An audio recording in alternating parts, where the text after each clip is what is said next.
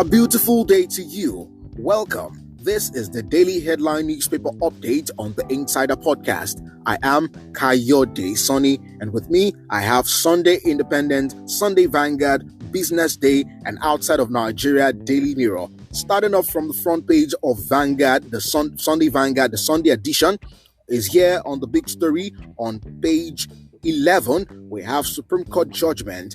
462 local government areas in 22 states blocked from federation account. With riders, Afenifere rejects verdict, calls it grand conspiracy against democracy through federalism. Delta not perturbed, says Obwereri optimistic on LG polls. Also, senior lawyer Femi Falana diagnoses verdict. And on page 9, deadly downpour, more floods coming, nowhere to run. Farmers G3 over new threat to food security. With rider, food river flooding begins in Abuja, Ondo, Ogun, Edo, Delta, Kogi, Anambra, Akwa Ibom, Kaduna, Benue, 10 others.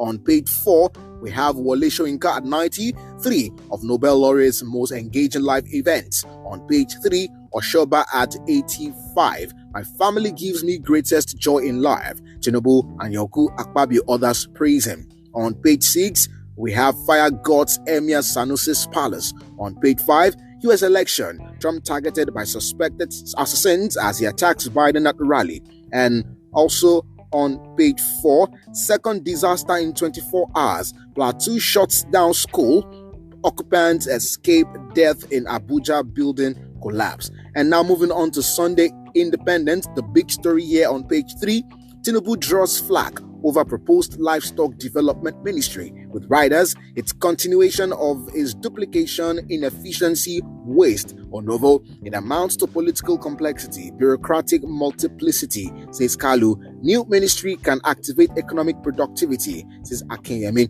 And also on page 4 of Sunday Independent, Afghan Northern leaders tell INEC to de-recognize Njoku as chairman, declare support for Ezia Kenwa as duly elected national chairman.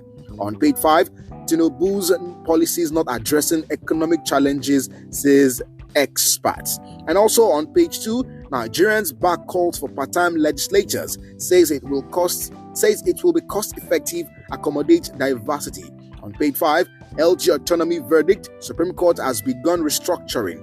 That's coming from Bode George. On page 3, Tinubu makes fresh appointments into NDE, CCT, PENCOM, others. On page 4, Obi APC, PDP mourn victims of a just school building collapse. With riders, 4 rescued after 2-story building collapse in Abuja. Traders blame Anambra market building collapse on sabotage.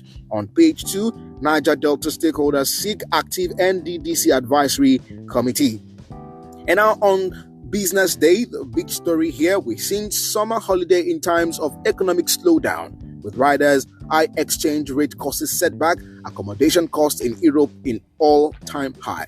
And also, we have this one from page 16, what Starmer's election as UK Prime Minister could mean for Nigeria, Africa. On page 17, time to rethink Nigeria's oil and gas governance model. Agbakoba, Anambra building collapse, one too many. Supreme Court ruling in the years of Wike, Fubara's loyalist in Rivers. On page 22, LG autonomy, Tinubu is leading Nigeria to greatness. Okay, and also this one, we are seeing job surplus in Nigeria's healthcare sector as Japa wave opens opportunities. And also on page 42, new consciousness rising as African youths take governance to task.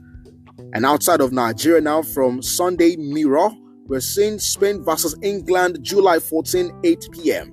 Date with destiny. Nation prays this time we can bring it home. Come on, England. All right, those are all the headlines from the pages of the newspapers today. Thank you for tuning in, and please don't forget to follow the Insider Podcast across social media platforms and across podcast streaming platforms. On social media, it is at the Insider Pod 1.